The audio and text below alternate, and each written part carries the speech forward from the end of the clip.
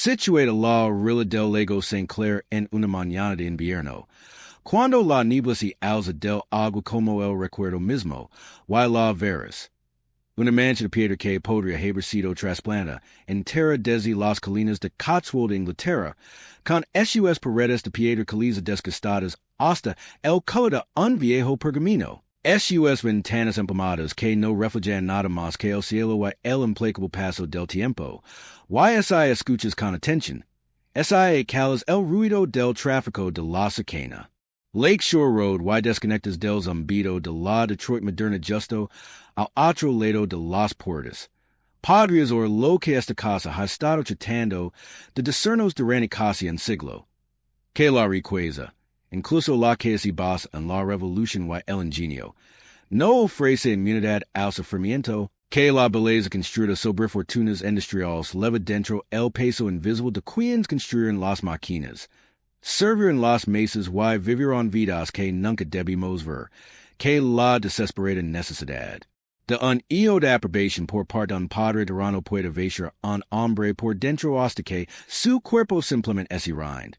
Que toda gran visión tiene un precio escrito en cachimeno, y que el sueño americano, cuando se examina la dura luz de la historia se revela como algo mucho más complejo, y more enredado, que el cuento de hadas que nos hemos estado vendiendo durante generaciones. Esta es la casa Edsel y Eleanor Ford en Gaukler Pointe, y esta es su oscura historia. No la historia escéptica de la realeza automovilística que vive paso en llano al agua, sino la verdadera narrativa del poder, y esas corruptions, de la ambición artística aplastada bajo el peso del desprecio patriarcal, de servienis invisibles que mantienen una ilusión de elegancia natural, de un matrimonio que se convirtió en un refugio de fuerzas que ninguno de los dos podía controlar, de ellos creados, a la sombra del imperio industrial y las guerras familiares, de un edificio que funcionó como santuario y prisión,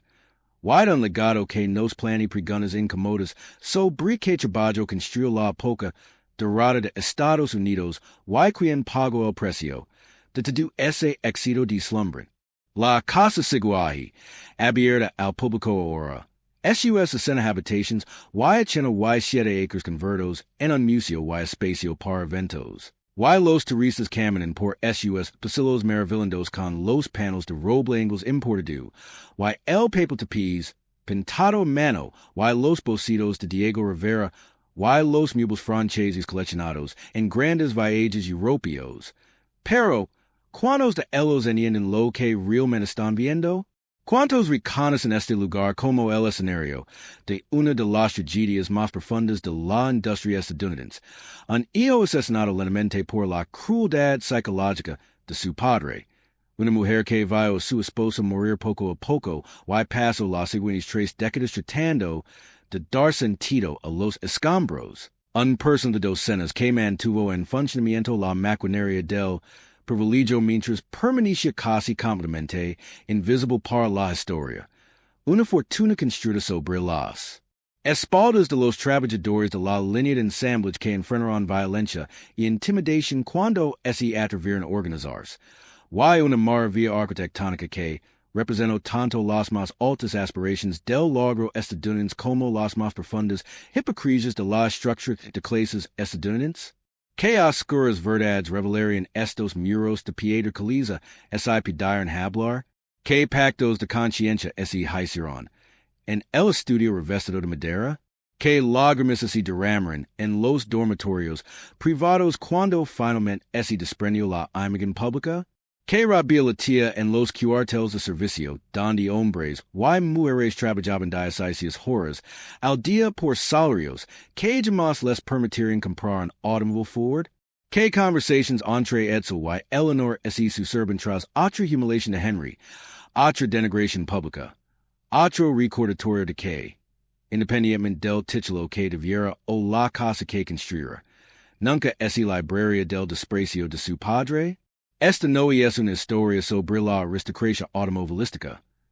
Es una historia sobre el precio del poder, el costo de la belleza, las manos invisibles que construyeron y manuvieron el siglo americano, Y la tragedia estadounidense fundamental de un hombre amable y artístico, destruido por un padre que confundió la brutalidad con la fuerza, y no pudo reconocer que el hijo al que menospreciaba poseía precisamente las cualidades que el brutal siglo XX exigiría. Comencemos por el principio,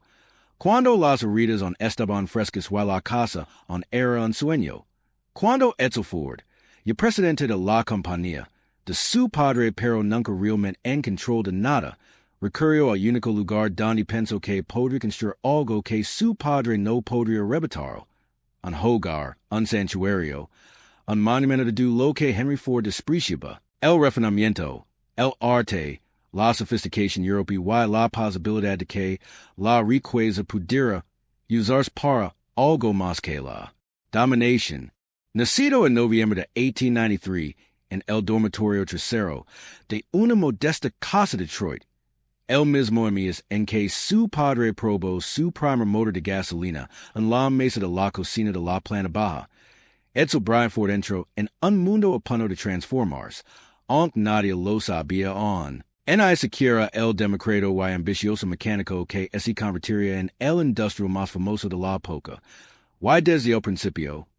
desde su primer alieno en esa casa común, y corriente de la avenida Bagley, el hijo único de Henry y Clair Ford cargó con el peso de unas expectativas que habrían aplastado a la mayoría de los hombres a los 30 años, pero que en cambio lo mataron lentamente a lo largo de 25 años de presidencia en la Ford Motor Company. Entre ulcers y dolores de estómago y noches en las que no podía comer y días en los que su padre revocaba todas sus decisiones delante de subordinados, miembros de la Junta y la prensa, hasta que finalmente, en mayo de 1943, a los 49 años, su cuerpo simplemente abandonó la lucha. Pero en 1893, era apenas un bebé, y sus padres eran jóvenes lucaban, les faltaban años para la fortuna que traería el modelo T. Y Clair adoraba a su único hijo mientras que Henry, incluso entonces, mostraba más interés en los motores que en el niño. Más pasión por los problemas mecánicos que por el rompecabezas de carne, y justo de crear un ser humano. Edsel creció la sombra de la creciente fama de su padre, viendo cómo la Ford Motor Company se transformaba de una empresa emergente en un taller alquilado al coloso industrial que convertiría a Henry Ford en uno de los hombres más ricos de Estados Unidos, y el niño aprendió pronto lo que su padre valoraba: eficiencia, simplicidad, resistencia, producción en masa, la eliminación de todo lo decorativo, refinado o innecesario, y aprendió, también, que el mismo encarnaba todo lo que Henry despreciaba. Edsel era amable donde Henry era duro, artístico donde Henry era utilitario, diplomático donde Henry era confrontativo, interesado en la belleza donde Henry solo veía función, y europeo en sus gustos donde Henry era militante, incluso violentamente estadounidense. De adolescente, Edsel demostró tener talento para el diseño y un ojo para la estética que su padre consideraba frívolo. Le gustaba la ropa elegante, la buena comida y las galerías de arte, preferencias de las que Henry se burlaba abiertamente. Era de voz suave y reticente a los conflictos, rasgos que Henry interpretaba como debilidad. Y lo importaba profundamente lo que los demás pensaran de él, una vulnerabilidad que Henry explotó sin piedad durante el resto de su vida. En 1916, a los 22 años, Edsel se casó con Eleanor Clair, sobrina del magnate de los grandes almacenes J.L. Hudson, una mujer de la alta sociedad de Detroit que aportó cultura y refinamiento a la altura de los suyos. La boda, aún modesta para su fortuna, marcó el inicio de una sociedad que se convertiría en el único refugio real de Edsel ante la tiranía de su padre. Eleanor, nacida en 1896, el mismo año en que Henry Ford probó su primer automóvil, había perdido a su padre a los 12 años y se había criado en la mancha de su tío, repleta de arte en Boston Boulevard, rodeada de pinturas y esculturas, Bao la premisa de que la riqueza conllevaba ciertas responsabilidades con la belleza y la cultura. Encontro en Edsel un hombre que comparsa sus valores, su estética, su convicción de que el dinero debía usarse no solo para acumular, sino también para apoyar artistas y instituciones y crear espacios que elevaran el espíritu humano. Estaban al parecer genuinamente enamorados, lo que los hacía inusuales entre la aristocracia industrial de Detroit a principios del siglo XX, donde los matrimonios solían ser alianzas estratégicas más que parejas románticas, y ese amor los sostendría durante décadas de prisión por parte de Henry Ford, quien nunca perdonó a su hijo por casarse con alguien de una posición social superior,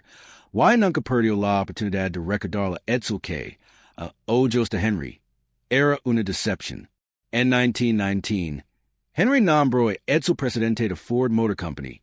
un título que debería haber representado la transferencia de poder de una generación a la siguiente, pero que en realidad no significó nada, porque Henry nunca cedió el control, nunca dejó de revocar las decisiones de Edsel, nunca permitió que su hijo dirigiera la empresa que nominalmente dirigía. El resultado fueron 24 años de humiliación para Edsel, 24 años de ser menospreciado en reuniones, contradico en público, y tratado como un niño en campo por un padre que no podía ver, o así negaba ver, que la industria automotriz estaba cambiando, y que los instintos de Edsel sobre destino, marketing y desarrollo de marca eran justo lo que Ford Motor Company necesitaba para competir con General Motors y Chrysler. Pero Henry Ford, a pesar de su talento con la maquinaria y los sistemas de producción, era un primitivo emocional, un hombre que expresaba el amor mediante la dominación, que confundía la crueldad con la educación, y que parecía psicológicamente incapaz de permitir a su hijo la autonomía que lo habría salvado tanto a él como, con el tiempo, a la empresa. A mediados de la década de 1920, Edsel y Eleanor, ahora con 4 hijos pequeños, Henry II nacido en 1917, Benson en 1919, Josephine en 1923, y William Clair en 1925, vivían en una casa en Detroit pero sonaban con algo más, un lugar donde pudieran crear un mundo según su propia visión, no la de Henry Ford. Un santuario donde la belleza, el arte y la naturaleza pudieran tener precedencia sobre la eficiencia, la producción y la incesante acumulación de capital. Y fue entonces cuando descubrieron Gaukler Pointe, a 87 acres de tierra boscos en la orilla del lago St. Clair, en el pueblo de Grosse Pointe Shores, al noreste de Detroit, donde los industriales ricos y sus familias estaban construyendo propiedades que les permitían escapar de la ciudad mientras permanecían lo suficientemente cerca de sus fábricas y oficinas para mantener el control. Grosse Pointe, el nombre significa Punta Grande en francés, un remanente del pasado colonial de la región. Ese había transformado a principios del siglo XX de comunidad agrícola a enclave de élite. Su propiedad frente al lago se subdividió y se vendió a los barones del automóvil, propietarios de grandes almacenes y familias de banqueros que formaban la clase alta de Detroit.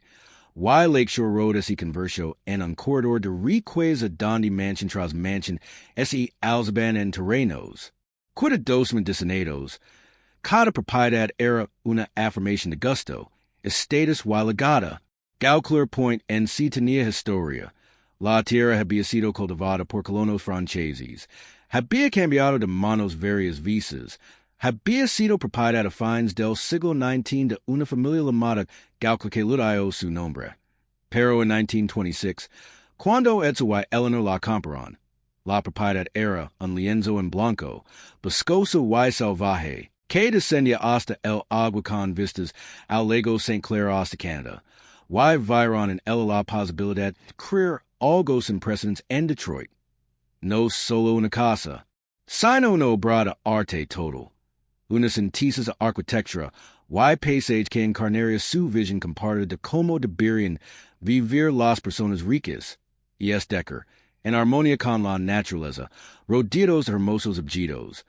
Criando beleza elos mismas atraves del mecenazgo, la colección y la cuidadosa curación del espacio. Contrataron a Albert Kahn, el arquitecto más famoso de Detroit, el hombre que había diseñado la plana de Highland Park de Henry Ford, y que luego diseñaría el complejo de River Rouge,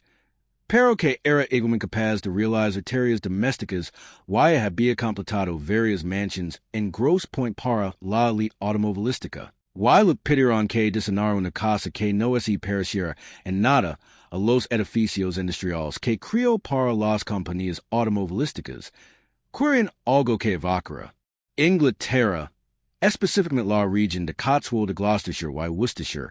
esos pueblos de piedra caliza donde se mantienen en pie las cabanas construidas hace 500 años, donde los muros de piedra envejecen hasta adquirir tonos dorados, donde la arquitectura parecía crecer orgánicamente a partir del paisaje en lugar de imponer sobre él. En 1926, con viajo a Inglaterra con Edsel y Eleanor, y paso semanas estudiando las casas de campo y las mansiones de Cotswold, fotografiándolas desde todos los ángulos, dibujando detalles de ventanas, puertas y chimeneas, absorbiendo los principios de la arquitectura vernácula que había evolucionado durante siglos en esa región en particular. Y cuando regresó a Detroit, se dedicó a crear una interpretación estadounidense de esa lengua vernácula inglesa, una cosa que parecería como esa. Hubiera estado en pie en Gaukler Pointe durante 300 años, pero que incorporaría todas las comodidades modernas y los sistemas mecánicos disponibles en la década de 1920. El diseño resultante fue notable. Una enorme mansión de 60 habitaciones construida con arenisca de Briar Hill extraída, en Ohio y enviada al lugar por ferrocarril y camión. Detalles de piedra caliza alrededor de ventanas y puertas, un techo de pesar con múltiples frontones y buhardillas. Ventanas de vidrio empleado en todas partes y un plano de plana asimétrico que creaba la impresión no de un solo edificio, sino de un pueblo de estructuras a las que se les habían agregado con el tiempo, orgánicas y no planificadas, que era precisamente el efecto que Edsel y Eleanor querían. Una casa que pareciera tener historia, que debiera peso, que sugiriera continuidad con un pasado europeo aunque se estuviera construyendo nueva en suelo de Michigan en los locos años 20. Contrataron a Jens Jensen, el legendario arquitecto paisajista Danes, que había diseñado los terrenos de la finca Fair Lane de Henry y Clair Ford, para crear los jardines y terrenos de Gaukler Pointe. Y Jensen, un feroz defensor de las plantas nativas y los principios del paisajismo natural, vio en el encargo una oportunidad para crear lo que él llamó un paisaje de estilo pradera que se integraría perfectamente con los jardines más formales que Eleanor imaginó, particularmente el jardín de rosas que solicitó específicamente, que se convertiría en una de las características más famosas de la finca. La construcción comenzó en 1926 y continuó durante 2 años, empleando a cientos de trabajadores, albañiles, carpinteros, vidrieros, yeseros, electricistas y fontaneros, la mayoría inmigrantes o hijos de inmigrantes, hombres que habían llegado a Detroit para trabajar en las fábricas de automóviles, pero que encontraron trabajo durante los tiempos de auge en la construcción de las mansiones que esas fábricas hicieron posibles, y talaron piedra, colocaron ladrillos y instalaron los intrincados, paneles de madera, los papels pintados a mano y la carpintería personalizada que Edsel y Eleanor seleccionaron en viajes de compras a Inglaterra y Francia, y realizaron este trabajo por salarios que eran buenos para los estandartes de la época, pero no de cerca suficientes para permitirse el tipo de vida que estaban construyendo para otros. Y cuando volvían a casa por la noche a sus modestas casas en Hamtramck o Highland Park o el lado oeste de Detroit, pensaban en la ironía, ese preguntaban por la grotesca desigualdad que permite a una familia gastar millones en una casa. Las fuentes sugieren que la propiedad costó aproximadamente $4 millones, una suma astronómica en la década de 1920. Dollars, mientras lucaban por cubrir el alquiler, La comida y las facturas médicas? No los abimos. Porque los trabajadores no dejan diarios en I cartas que describen sus sentimientos sobre la construcción de un palacio para el hijo del hombre que había revolucionado su industria y la historia. Como suele suceder, preservo las voces de los ricos mientras dejaba que los trabajadores se desvanecieran en el silencio. La casa que se levantó en Gaukler Pointe entre 1926 y 1928 era extraordinaria en todos los sentidos. No era la mancha más grande de Grosse Pointe ni la más ostentosa, pero quizá la de mayor éxito artístico, aquella en la que la arquitectura y el paisaje lograron el tipo de síntesis que con y Jensen habían buscado durante toda su carrera, y cuando la familia Ford se mudó allí en la primavera de 1929, apenas unos meses antes del desplome de la bolsa de ese octubre, aunque la depresión apenas los afectaría, trajeron consigo no solo muebles, ropa y niños, sino toda una filosofía de cómo debía vivirse la vida, una filosofía que estaba fundamentalmente en desacuerdo con la visión de Henry Ford, pero que finalmente podían expresar en un espacio que él no controlaba. La casa principal en sí era una obra maestra de diseño sobrio, espaciosa pero no cavernosa, elegante pero no llamativa. Llena de luz proveniente de las ventanas emplumadas, y los múltiples patios y la exposición al ser que traía el sol around a través de las habitaciones principales,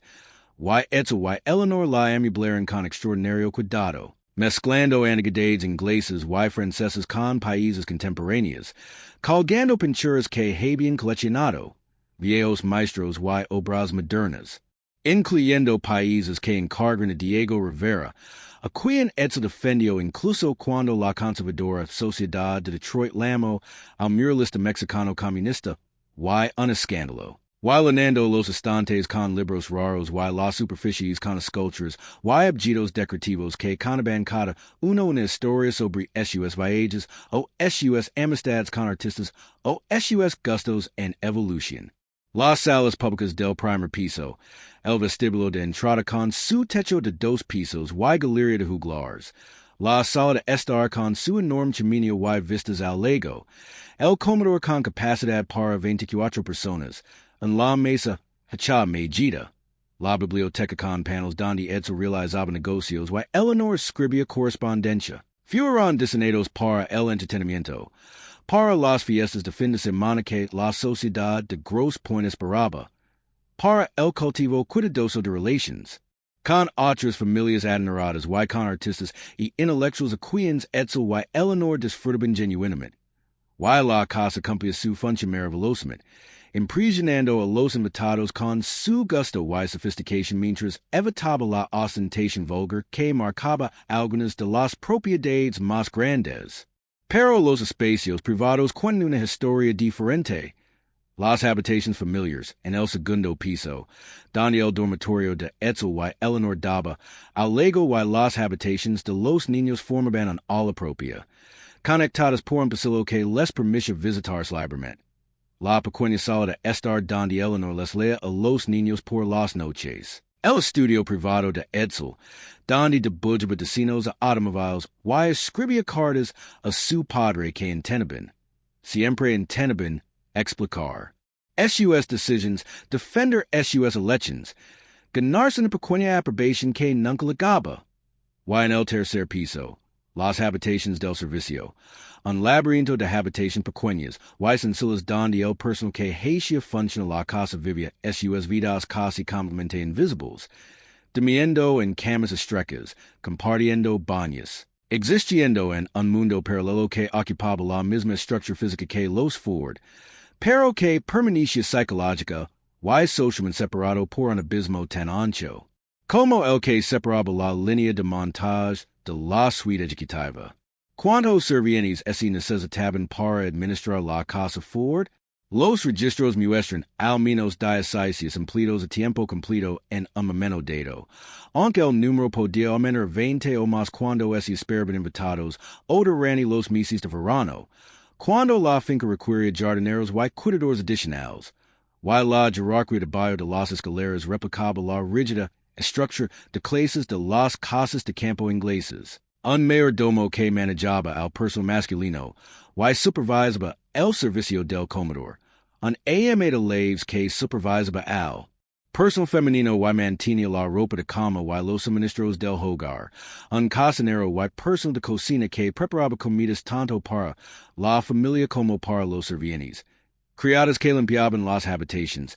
Haitian las camas y vaciaban los orinales antes de que la plumeria interior legra a todas las partes de la casa. Un chofer que conducía los múltiples vehículos de la familia y mantenía el garage. Jardineros y cuidadores que mantenían la hacienda y 7 acres con un aspecto impecable. Una lavandera que se encargaba del interminable lavado y planchado. Y doncellas y ayuda de cámara personas que servían directamente a Eleanor y Edsel vistiéndolos, preparando los baños, tendiendo la ropa, atendiendo a los 1000 pequeños detalles que la gente admiraba en las décadas de 1920 y 1930 así tomaron como algo propio. Estos trabajadores eran principalmente inmigrantes o hijos de inmigrantes, irlandeses, alemanes, polacos y italianos, personas que provenían de las mismas culturas europeas que Edsel y Eleanor idealizaban en su arquitectura y decoración, pero que experimentaron la pobreza y inestabilidad de esas culturas de primera mano, más que como inspiración estética. Y trabajaban 6 días a la semana, a menudo 7 durante las épocas de mayor actividad, por salarios que oscilaban entre $40 y $80 al mes, segundo puesto, con alojamiento y comida incluidos, pero poco tiempo, libre y prácticamente ninguna privacidad.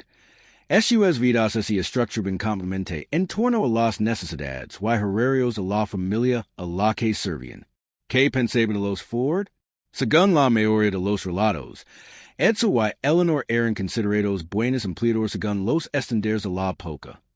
No golpeaban a sus sirvientes ni abusaban sexualmente de ellos ni participaban en el tipo de crueldades que infligen algunas familias ricas, y ocasionalmente mostraban lo que pasaba por amabilidad, dando pequeños bonos de Navidad o permitiendo que una criada visitara a un pariente enfermo o proporcionándoles ropa usada, pero no confundamos la decencia paternalista con la justicia o la equidad o algo que se acerca al trato justo, porque la relación fundamental era de explotación. Estos trabajadores dieron su trabajo, su tiempo, su juventud, su salud, sus vidas, en realidad, para mantener el estilo de vida de una familia, y a cambio recibían salarios de subsistencia, y el dichoso privilegio de vivir en los aposentos de servicio de una hermosa casa que nunca podrán habitar realmente, y cuando envejecen o enfermaban o se quedaban embarazadas o simplemente eran excedentes para las necesidades, eran despedidos, y lo que les sucedía después no era sano de los Ford. La finca funcionaba, en otras palabras, con el trabajo invisible, con el trabajo que nadie debía ver ni pensa, con el cocinero que se levantaba a las 5 de la mañana para preparar el desayuno,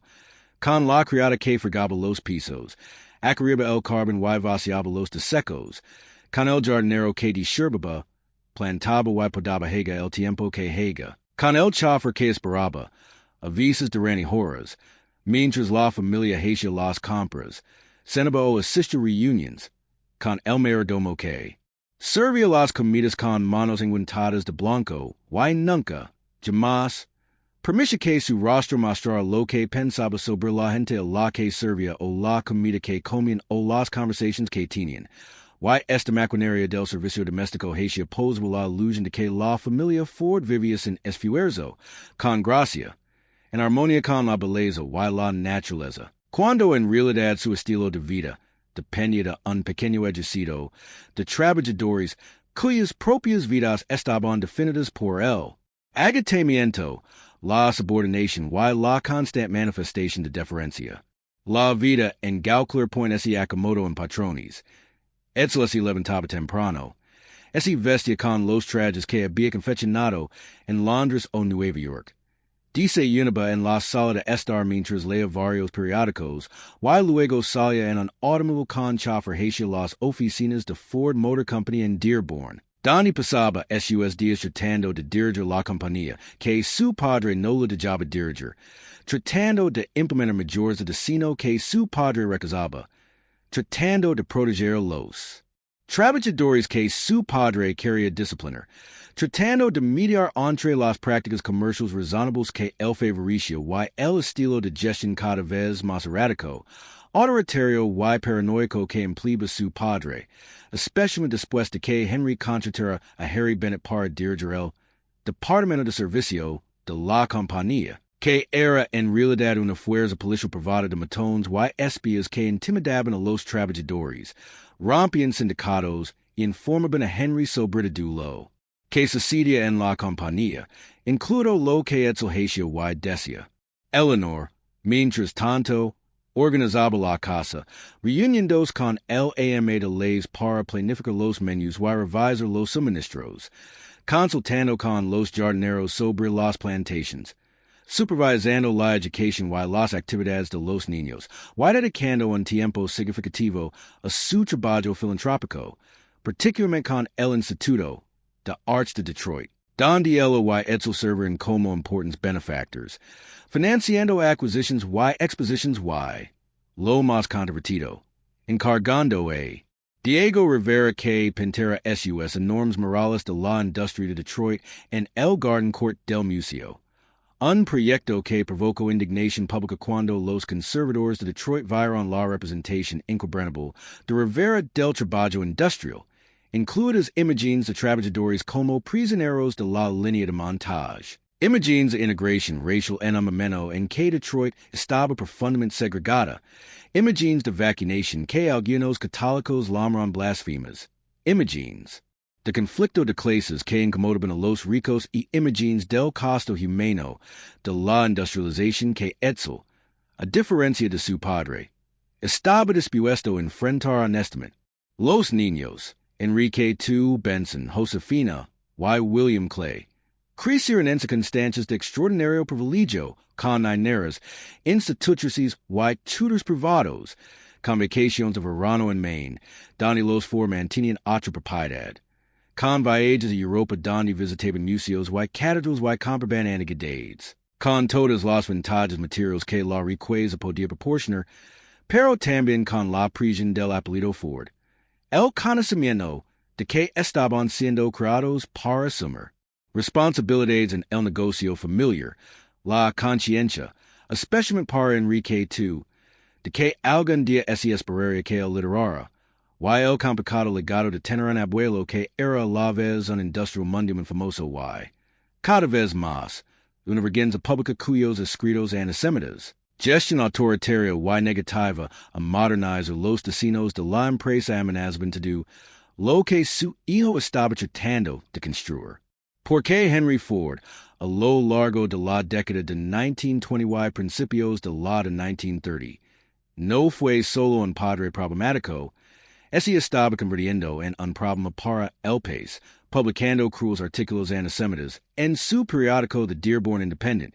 culpando a los banqueros y intelectuales judíos por lo que le disgustaba de la vida moderna, republicando los fraudulentos protocolos de los sabios de Shaun, disculpándose finalmente bajo prisión legal pero nunca retractándose realmente, aceptando una medalla de la Alemania nazi en 1938 y manteniendo simpatías con el fascismo, incluso cuando Hitler citó a Ford como una inspiración, y dirigiendo Ford Motor Company como un feudo personal donde la lealtad a Henry importaba más que la competencia, donde el miedo mantenía a los trabajadores a raya, donde la innovación era estrangulada por el apego del anciano al modelo T mucho después de que ese hubiera vuelto obsoleto,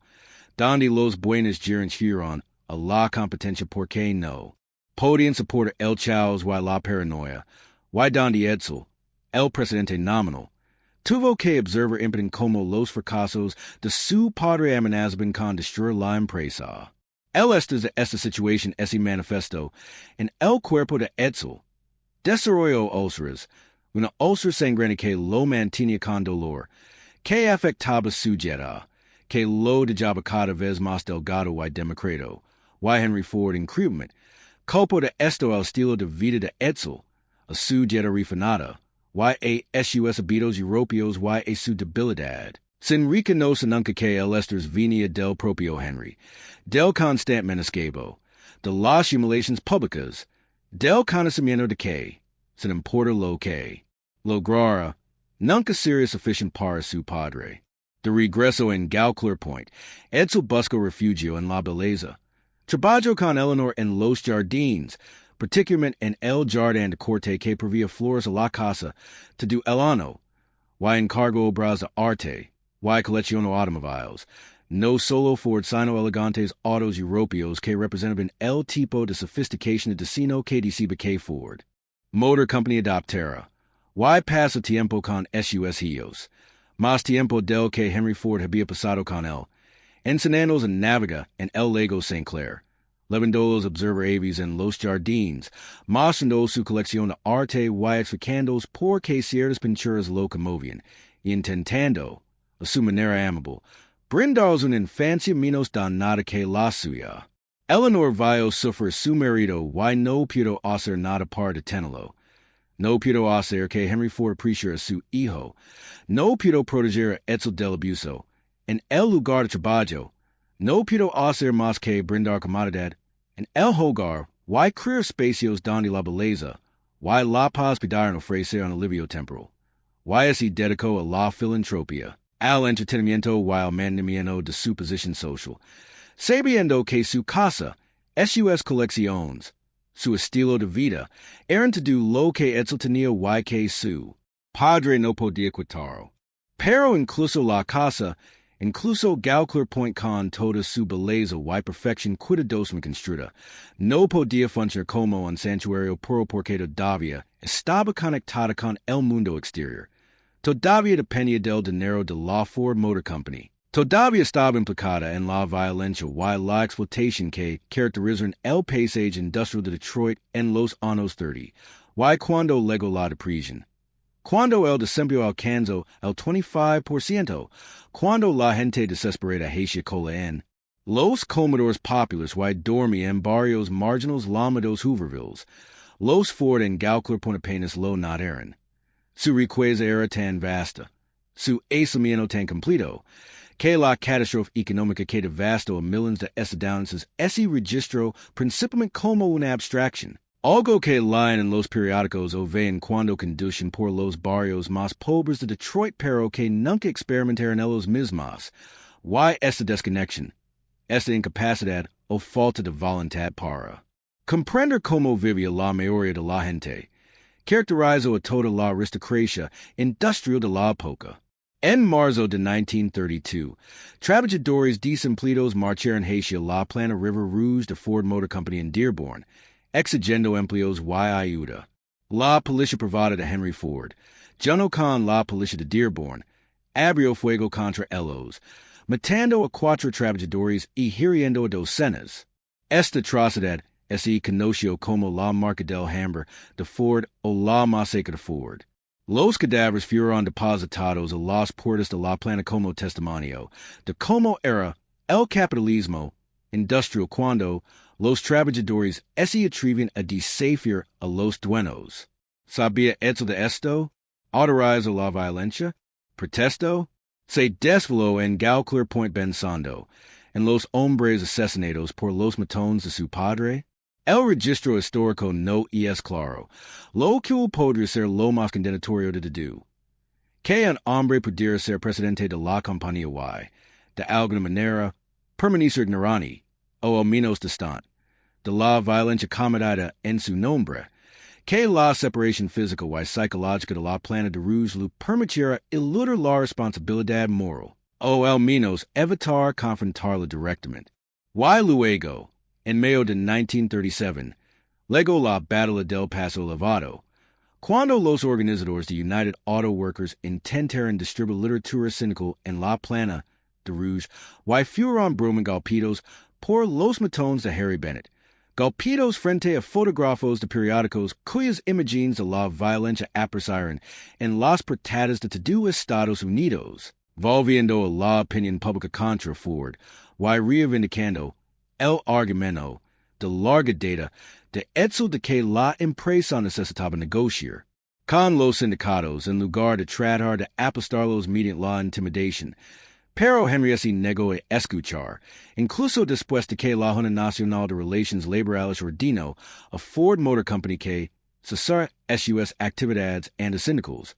incluso después de que todos los demás fabricantes de automóviles importantes habían firmado contratos con la UAW. Henry Ford resistió, forzando un enfrentamiento que condujo a una huelga masiva en abril de 1941 que cerró la plana de Rouge y finalmente obligó incluso al obstinado anciano a aceptar lo que Edsel le había estado diciendo durante años, que la era del control gerencial absoluto había terminado, que los trabajadores tenían derechos, que el futuro de la empresa dependía de la paz laboral. Pero estas victorias para Edsel fueron empíricas. Ganó las discusiones, pero perdió años de su vida por el estrés. Y a principios de la década de 1940, cuando Estados Unidos entró en la Segunda Guerra Mundial, y Ford Motor Company se reequipó para producir vehículos y aviones militares, particularmente los bombarderos B-24 Liberator en la enorme plana de Willow Run, que Edsel defendió contra la resistencia inicial de su padre. Las ulceras que lo habían plagado durante años se convirtieron en algo peor, algo que los médicos inicialmente diagnosticaron mal, algo que lo estaba carcomiendo desde adentro, y Eleanor observó en como su esposo algazaba, palideció y se debilitaba. Todavía había la oficina casi todos los días. Todavía trataba de cumplir con sus responsabilidades. Todavía buscaba la aprobación de su padre, incluso cuando su cuerpo lo traicionaba. En 1943, a principios de año, los médicos finalmente diagnosticaron lo que Eleanor y la familia habían temido. Las úlceras de Edsel se habían vuelto cancerosas. Cáncer de estómago, metastásico y inoperable, una sentencia de muerte en una era anterior a los tratamientos modernos contra el cáncer. Y le duró meses de vida, tal vez menos. Y la noticia se extendió por la elite industrial de Detroit. Y las personas que habían trabajado con Edsel o socializado con él en las fiestas de Grosse Pointe, o lo habían visto en el Instituto de Arts de Detroit, o lo conocían del Country Club expresaron su conmoción, porque solo tenía 40 y 9 años, demasiado joven para morir. Pero los que lo conocían bien, que habían observado la relación con su padre, que habían visto el estrés y las ulceras y la pérdida de peso y el dolor, entendieron que Edsel Ford había estado muriendo durante años,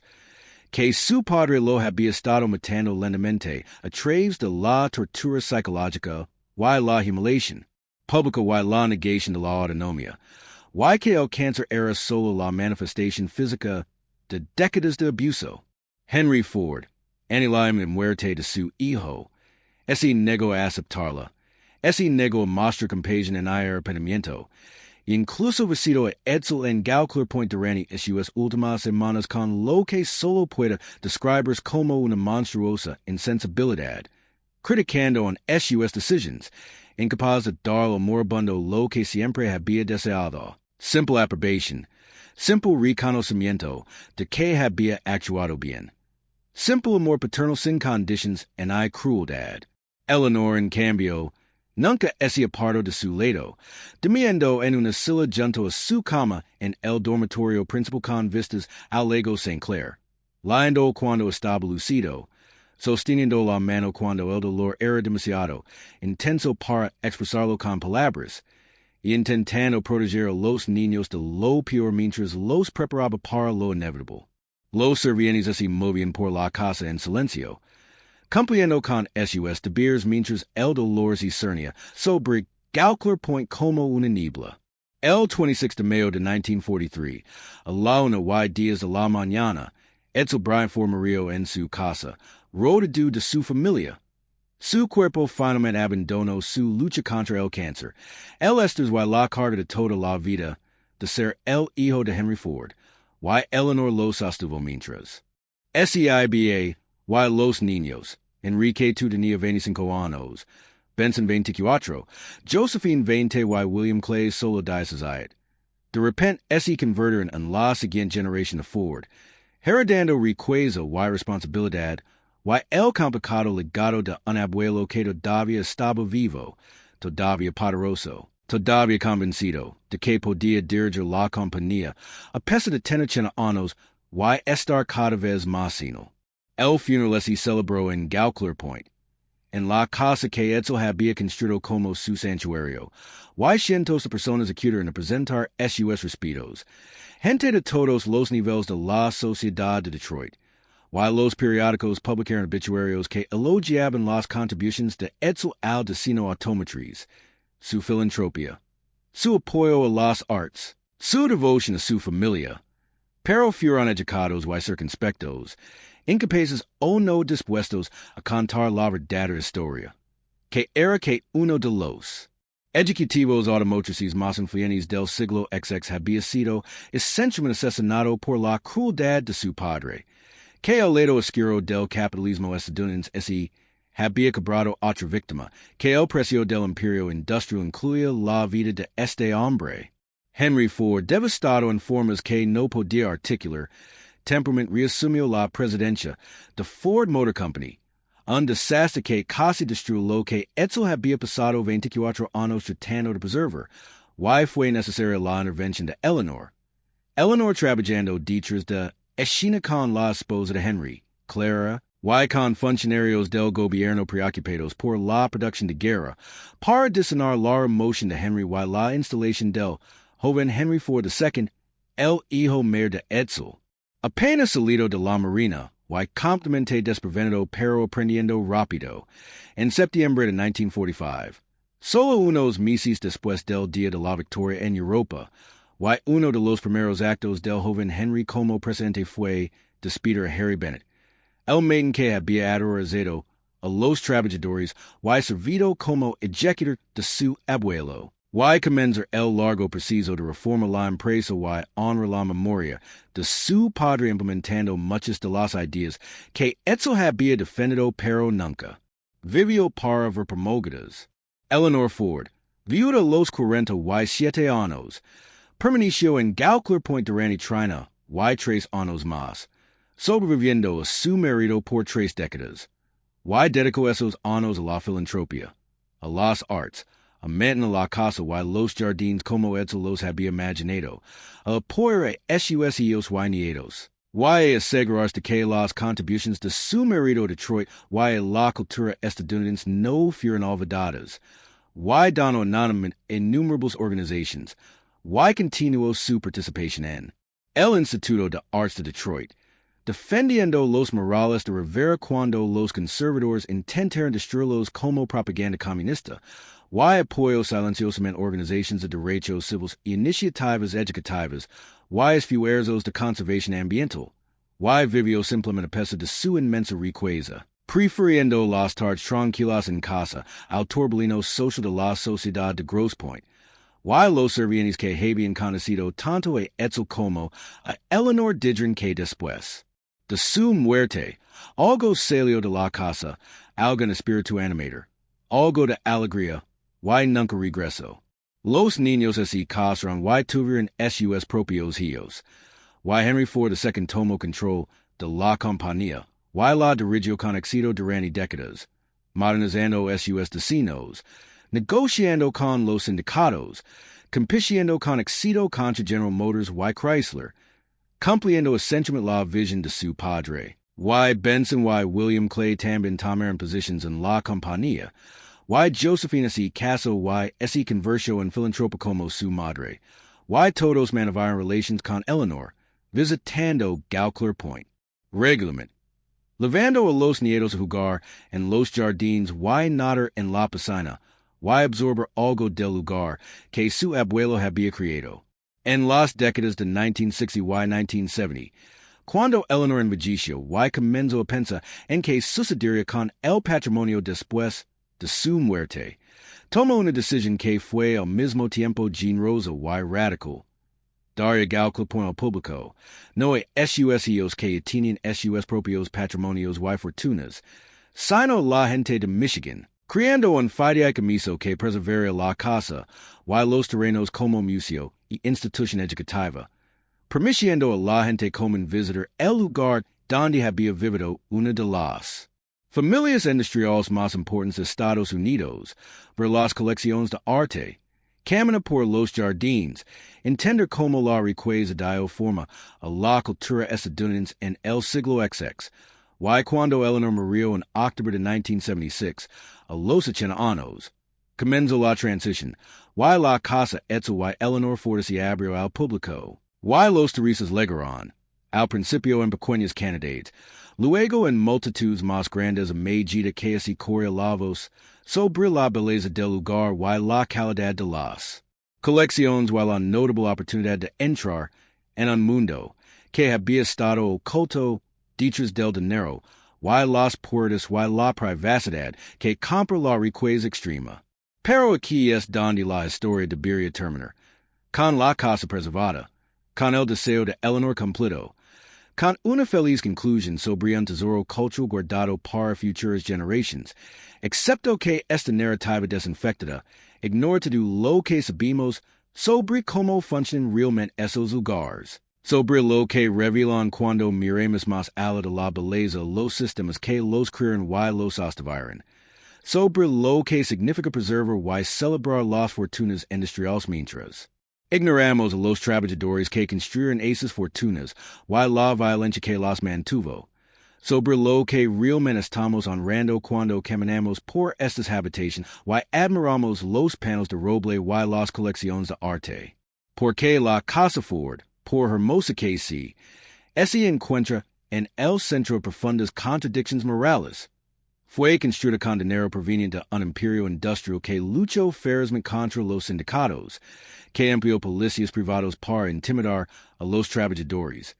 que pagó salarios de hambre durante la depresión mientras los Ford mantenían múltiples propiedades, que abrazó ideologías racistas y antisemitas a través de las viciosas publicaciones de Henry Ford, que se benefició de ambos lados de la Segunda Guerra Mundial a través de SUS subsidiarias internacionales, que creó condiciones de trabajo en SUS fábricas que eran brutales y deshumanizantes y que representaban el tipo de concentración de riqueza que distorsiona fundamentalmente la sociedad democrática. Y, sin embargo, la casa en sí misma encarna un logro artístico genuino.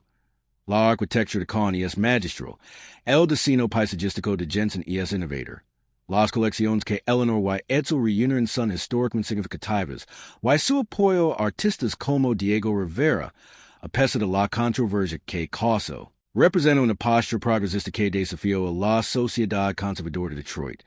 por lo que nos quedamos con la incómoda verdad de que la belleza y la explotación pueden coexistir, que las personas pueden ser mecenas generosos, padres amorosos y esposos devotos mientras se benefician simultáneamente de sistemas que aplazan a los trabajadores, concentran la riqueza y mantienen jerarquías raciales y de clase, y esta es la verdadera historia oscura de la Casa Ford. No es que sea un monumento a personas malvadas. Edsel y Eleanor no eran malvados, eran admirables en muchos sentidos, sino que es un monumento a un sistema que, permite una SIBA y los niños, Enrique tenía 25 años, Benson 24, Josephine 20 y William Clay solo 16. De repente se convirtieron en la siguiente generación de Ford, heredando riqueza y responsabilidad, y el complicado legado de un abuelo que todavía estaba vivo, todavía poderoso, todavía convencido de que podía dirigir la compañía, a pesar de tener 80 años y estar cada vez más sino. El funeral se celebró en Gaukler Pointe, en la casa que Edsel había construido como su santuario, y cientos de personas acudieron a presentar sus respetos, gente de todos los niveles de la sociedad de Detroit, y los periódicos publicaron obituarios que elogiaban las contribuciones de Edsel al diseño automotriz, su filantropía, su apoyo a las artes, su devoción a su familia, pero fueron educados y circunspectos, incapaces o no dispuestos a contar la verdadera historia, que era que uno de los Ejecutivos automotrices más influentes del siglo XX había sido essentialmente asesinado por la crueldad de su padre, que el lado oscuro del capitalismo estadounidense había cobrado otra víctima, que el precio del imperio industrial incluía la vida de este hombre. Henry Ford, devastado en formas que no podía articular, temporalmente reasumió la presidencia de Ford Motor Company, un desastre que casi destruyó lo que Edsel había pasado 24 años tratando de preservar. Why fue necesaria la intervención de Eleanor? Eleanor trabajando detrás de escena con la esposa de Henry, Clair, why con funcionarios del gobierno preocupados por la producción de guerra, para disonar la emoción de Henry y la instalación del joven Henry Ford II, el hijo mayor de Edsel. Apenas salido de la marina, why completamente desprevenido pero aprendiendo rápido, en septiembre de 1945. Solo unos meses después del día de la victoria en Europa, why uno de los primeros actos del joven Henry como presidente fue despedir a Harry Bennett, el maiden que había aterrorizado a los trabajadores, why servido como ejecutor de su abuelo. Why comenzar el largo proceso de reforma la empresa y honra la memoria de su padre implementando muchas de las ideas que Edsel había defendido pero nunca vivió para ver promulgadas. Eleanor Ford, viuda los 47 años, permaneció en Gaukler Pointe durante 3 años más, sobreviviendo a su marido por 3 décadas. Why dedicó esos años a la filantropía, a las artes, a mantener la casa y los jardines como Edsel los había imaginado, a apoyar a sus hijos y nietos. Why asegurarse de que las contribuciones de su marido Detroit y la cultura estadounidense no fueran olvidadas. Why donó anónimamente innumerables organizations. Why continuó su participación en el Instituto de Artes de Detroit, defendiendo los morales de Rivera cuando los conservadores intentaron destruirlos como propaganda comunista. Why apoyó silenciosamente organizaciones de derechos civiles y iniciativas educativas. Why esfuerzos de conservación ambiental. Why vivió simplemente a pesar de su inmensa riqueza, prefiriendo las tardes tranquilas en casa al turbulino social de la sociedad de Grosse Pointe. Why los servientes que habían conocido tanto a Edsel como a Eleanor dijeron que después de su muerte, algo salió de la casa, algo en espíritu animator, algo de alegría, why nunca regresó. Los niños así casaron why tuvieron sus propios hijos.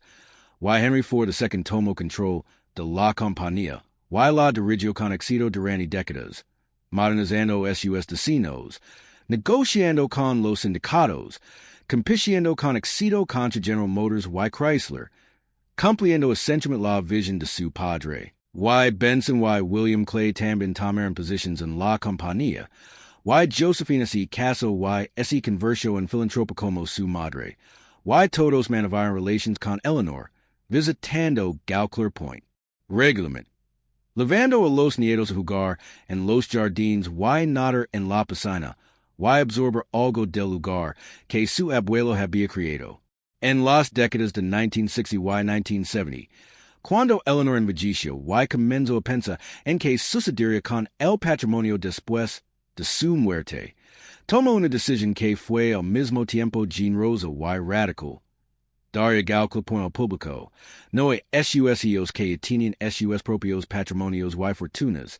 sino la gente de Michigan, creando un fideicomiso que preservaría la casa y los terrenos como museo y institución educativa, permitiendo a la gente común visitar el lugar donde había vivido una de las familias industriales más importantes de Estados Unidos, ver las colecciones de arte, caminar por los jardines, entender cómo la riqueza dio forma a la cultura estadounidense en el siglo XX, y cuando Eleanor murió en octubre de 1976, a los 80 años, comenzó la transición, y la casa Edsel y Eleanor Ford se abrió al público, y los turistas llegaron, al principio en pequeñas cantidades, luego en multitudes más grandes a medida que se corría la voz sobre la belleza del lugar y la calidad de las colecciones y la notable oportunidad de entrar en un mundo que había estado oculto detrás del dinero y las puertas y la privacidad que compra la riqueza extrema. Pero aquí es donde la historia debería terminar. Con la casa preservada. Con el deseo de Eleanor cumplido. Con una feliz conclusión sobre un tesoro cultural guardado para futuras generaciones, excepto que esta narrativa desinfectada ignora todo lo que sabemos sobre cómo funcionan realmente esos lugares, sobre lo que revelan cuando miremos más allá de la belleza los sistemas que los crearon y los sostienen, sobre lo que significa preservar y celebrar las fortunas industriales mientras ignoramos a los trabajadores que construyeron esas fortunas y la violencia que las mantuvo, sobre lo que realmente estamos honrando cuando caminamos por estas habitaciones y admiramos los paneles de roble y las colecciones de arte. Porque la Casa Ford, por hermosa que sí,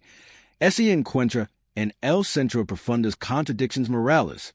Fue construida con dinero proveniente de un imperio industrial que luchó ferozmente contra los sindicatos,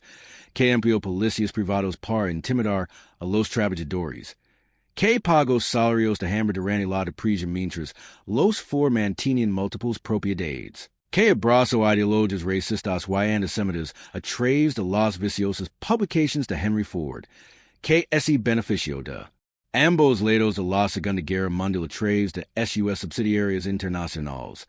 que creó condiciones de trabajo en sus fábricas que eran brutales y deshumanizantes y que representaban el tipo de concentración de riqueza que distorsiona fundamentalmente la sociedad democrática. Y,